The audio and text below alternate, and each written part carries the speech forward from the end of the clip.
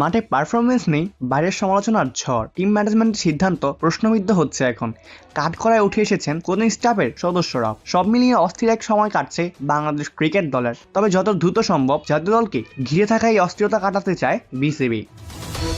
সেটির প্রথম ধাপ হিসেবে কাল টেস্ট চ্যাম্পিয়নশিপের নতুন চক্রের জন্য অধিনায়ক হিসেবে ঘোষণা করা হয়েছে নাজমুল হোসেন শান্তর নাম।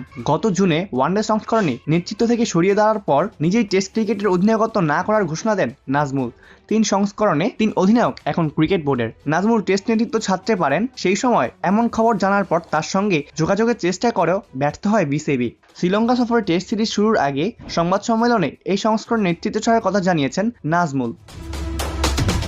টেস্ট দলের নতুন নেতৃত্বের আলোচনায় শুরুতে নাম ছিল লিটন দাস ও মেহেদী হাসান মিরাজের, তবে শেষ পর্যন্ত বিসিবি বেছে নিয়েছে নাজমুল হোসেন শান্তকেই। নাজমুল হোসেন শান্তকে কেনই বিসিবি চায় জানতে চাইলে বিসিবি ক্রিকেট পরিচালনা বিভাগের প্রধান নাজমুল আবেদিন ফাহিম কালকে বলেন, আমরা মনে করি তার মধ্যে টেস্ট দলটাকে গুছিয়ে সামনে এগিয়ে নেওয়া যাওয়ার মতো মেধা আছে। সে দলের অন্যতম সেরা পারফর্মারও বটে।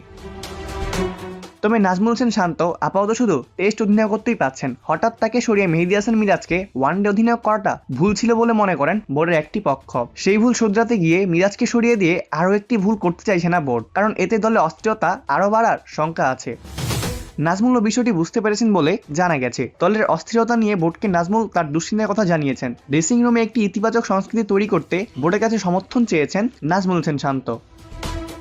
নাজমুল হোসেন শান্তকে টেস্টের নেতৃত্ব দেওয়ার বিষয়টি জানিয়েছে বোর্ড। যেই সংবাদ বিজ্ঞপ্তি দিয়েছে সেখানে নাজমুল বলেছেন, বাংলাদেশ টেস্ট দলের অধিনায়কত্বের দায়িত্ব পালন করে যাওয়ার ব্যাপারটা আমার জন্য সত্যিই সম্মানের। আমার নেতৃত্বের প্রতি বোর্ড যে আস্থা ও বিশ্বাস রেখেছে তাতে আমি কৃতজ্ঞ এবং আমিও আমার সেরাটা দিয়ে বাংলাদেশ ক্রিকেট দলকে অনেক উঁচুতে নিয়ে যাওয়ার চেষ্টা করব। অপূর্ব দাস, লিভাস নিউজ।